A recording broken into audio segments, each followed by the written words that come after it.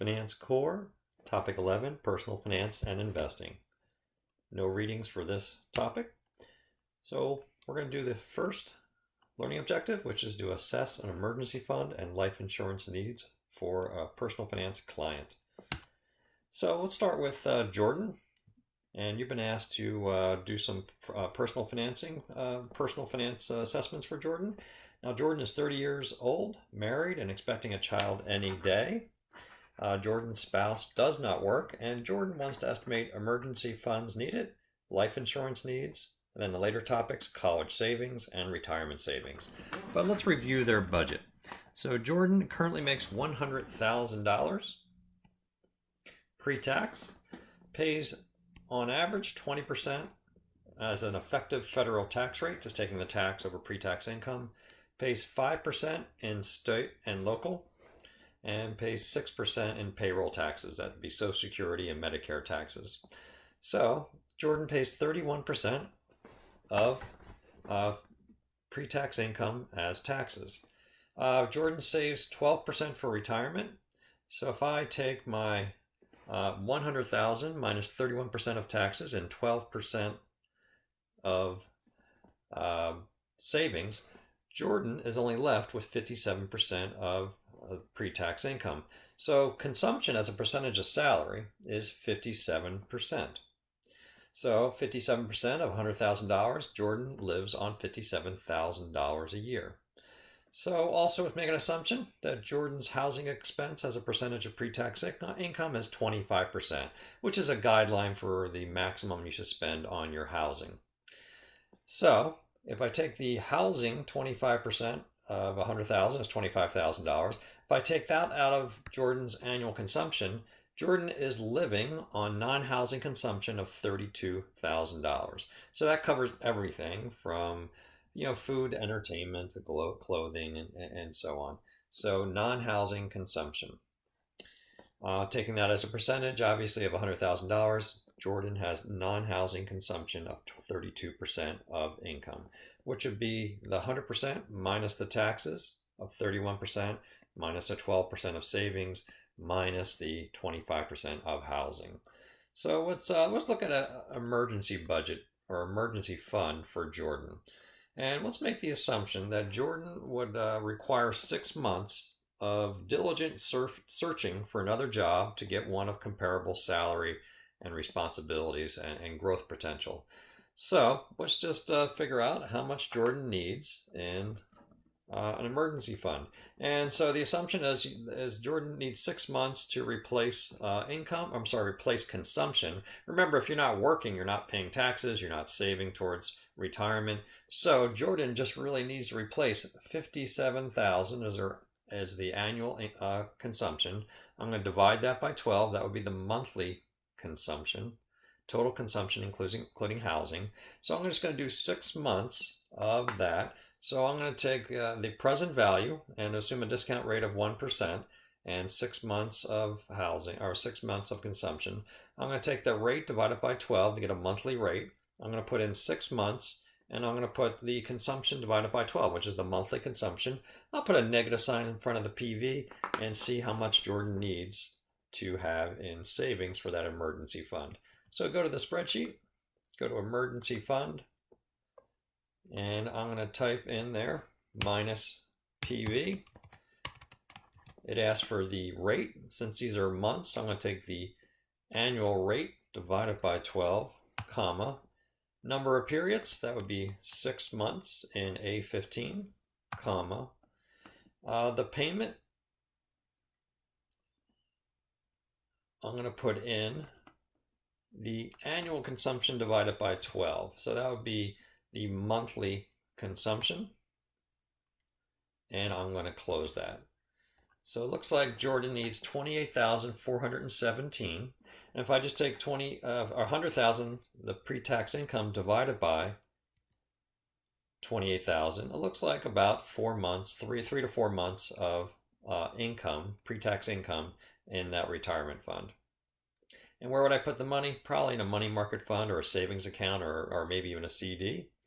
You can do an alternative, which would be a line of credit, as long as you had, say, a $28,000 line of credit. available, but that would probably put a lot of pressure on you. You know, you're building up debt and you might not take the job that you want to take that's best for the long run. So we've determined that Jordan needs, the first step is to set up an emergency fund. You know, especially with considering COVID, you might want to consider this a very high priority. How could I replace my job if I had to, and how long would it take me? And the next thing we're going to look at is life insurance. Say Jordan, the family there is expecting to have a baby any day, and one spouse or partner does not work. So what we're going to do for Jordan is assume that the mortgage would be needed to pay off a mortgage.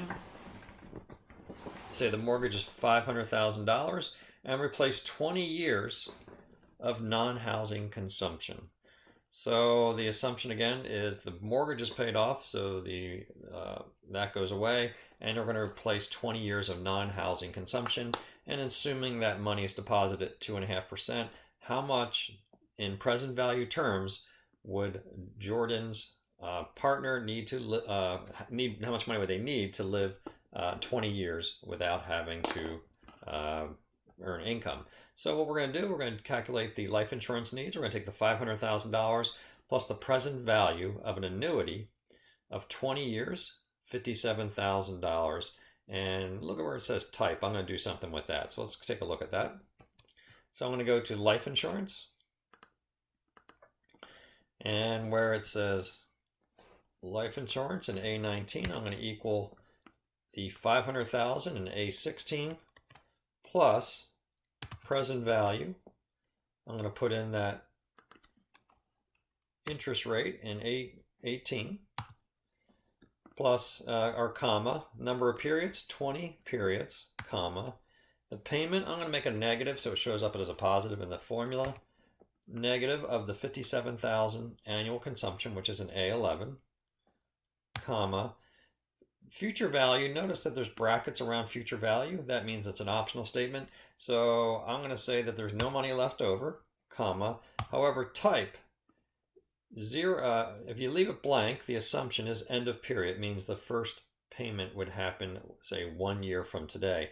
Well, if Jordan's partner, or if Jordan passed away and they had to replace their income, they probably don't want to wait a year. So I'm going to put a 1 for the payment type, and that means that that first payment of $57,000 is going to be today.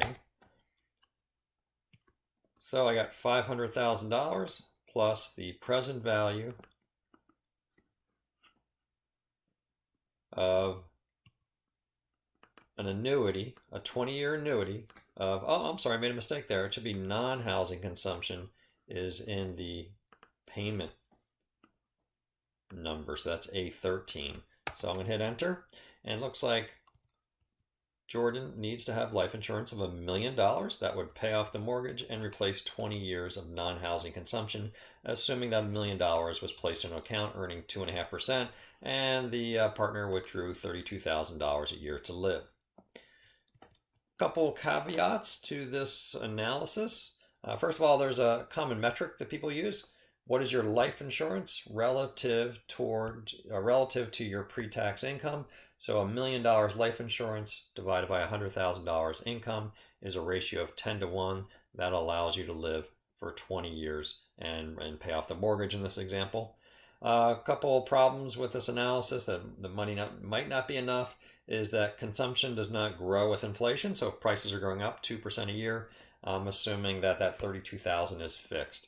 So maybe they need a little bit more than that.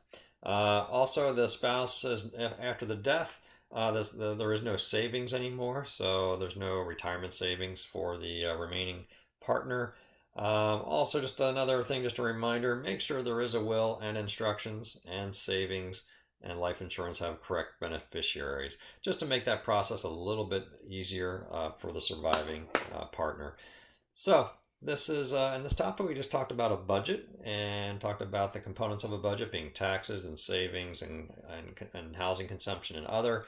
Talked about a emergency fund. One rule of thumb might be 6 months of income, which turned out to be, or 6 months of consumption, which turned out to be 3 to 4 months of pre-tax income.